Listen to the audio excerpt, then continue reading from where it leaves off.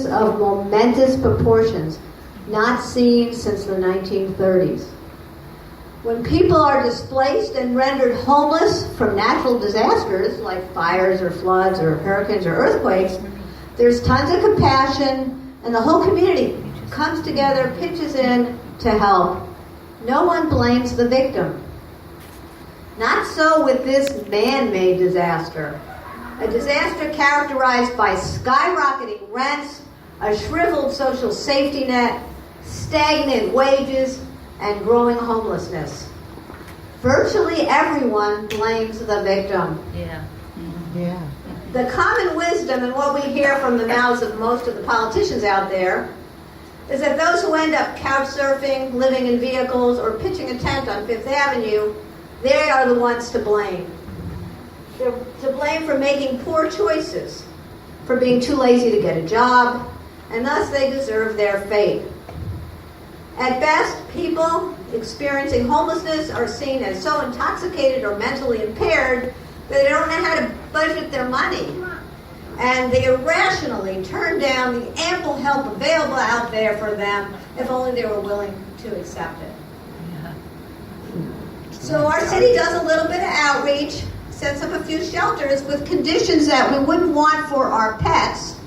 And for those who persist in being in our faces, we, or at least the city's police, the city powers that be, deal with them with the harshness we think they deserve.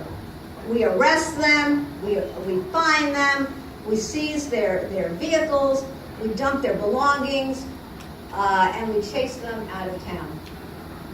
Shame. This is shameful. Yeah. Yeah. But the common wisdom is dead wrong.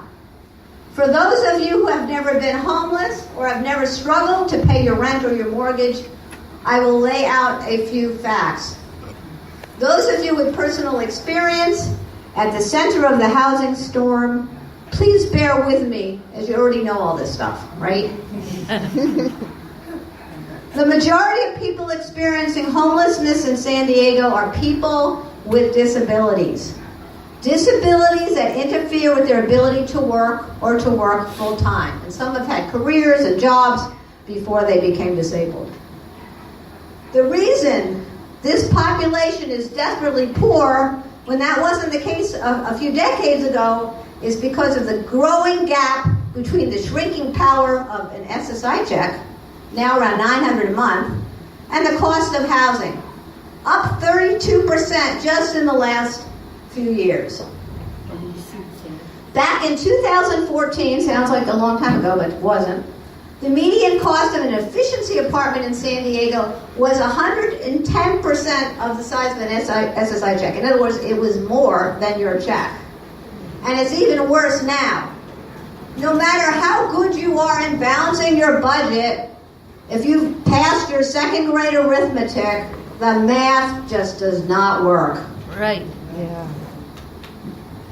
In the last few years, we have lost more affordable housing than we have gained. For example, many SRO hotels, single-room occupancy hotels, were converted to hotels for tourists. And we now have a shortage of 135,000 affordable units in San Diego. Wow. Meanwhile, if you look around you in downtown San Diego, there's tons of construction going on, isn't there? Tons of it. $1 million condos that are being built, many of which stand half empty while the population on the streets continues to grow.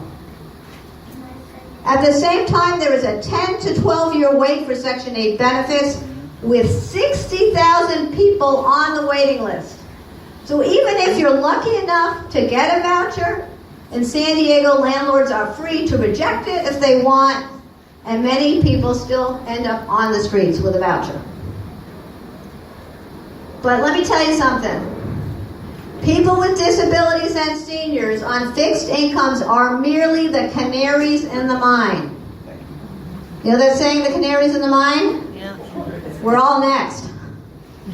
Not only can anyone become disabled through accident, illness, or injury, or if you live long enough, you're likely to become disabled, but many people who are working are living a hand-to-mouth existence with little or no savings, and they will soon, if we don't stop this unjust, absurd policies, they will find themselves drowning in the tsunami of homelessness. Virtually everyone is at risk. And I'll tell you something, losing one's housing can create disabilities even if they didn't exist previously. Homelessness can in fact kill you.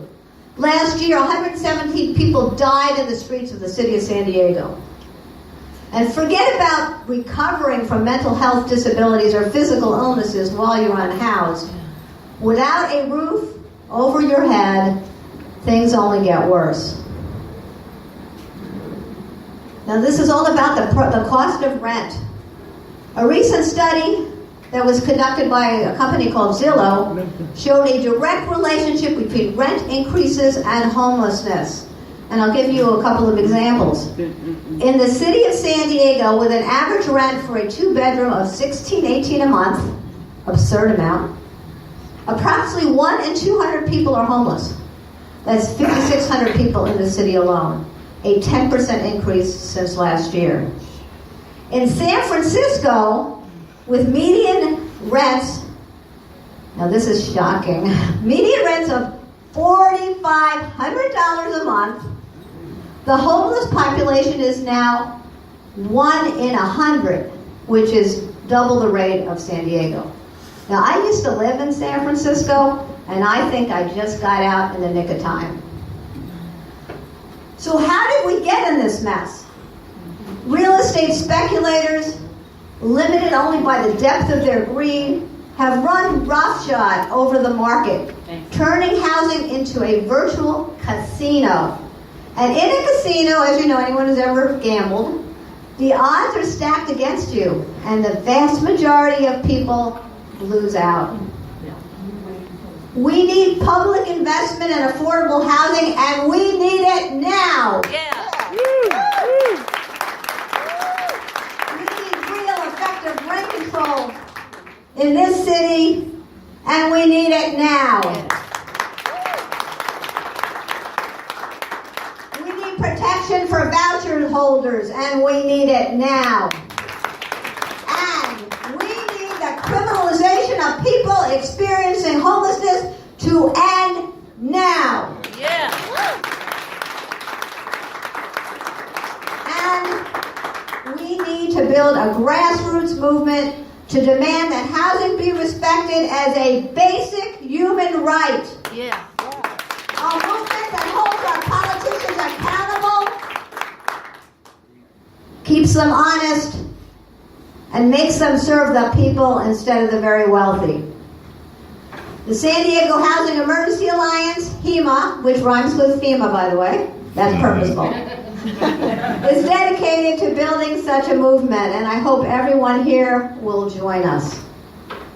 Please listen to the stories of our brothers and sisters that you are about to hear, stories of people facing homelessness or struggling to pay their rent, and please, please join us in the struggle. Thank you. All right.